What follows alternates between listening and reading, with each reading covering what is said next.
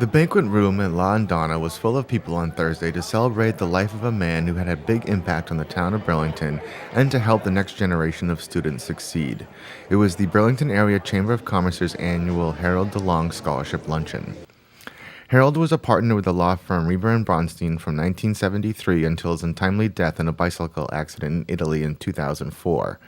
During his time with the firm, he worked on many development projects, including the Oracle building, that helped Burlington become the economic center it is today.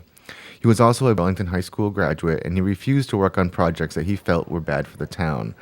During his life, he gave back to the community in many ways, and one of his special interests was education. For that reason, those who knew and loved him feel that a scholarship in his name is a perfect tribute. The one thing about Harold, what people who knew him growing up, is he did not come from a lot of wealth. And for him to go to school, he had to work and rely on scholarships. So during his tenure in the firm, we used to always talk about what would be a fitting tribute. It's the old adage, what would you like on your epitaph or your tombstone, so to speak. And he used to say that he was committed to education. He was so proud of the fact that he went to BU, who was an education major, and he just felt that the only one advances in the world is through education. So when he passed away, we as a firm thought about what could we do to push the memory of Harold forward, and we said we're going to make a commitment to making sure that the youth of Burlington have opportunities through education and through a scholarship. A lot of people probably remember Harold as the being a very big proponent of the town and all of the real estate and things that the firm did, but his big love was education, and he was always for the underdog. He was always wanting to help put people in the best opportunities that they could have.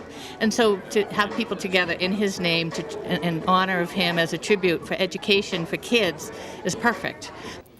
Those behind the scholarship say they are dedicated to helping the youth of today succeed through quality education and the life skills that come with learning. We're trying to encourage people to push themselves.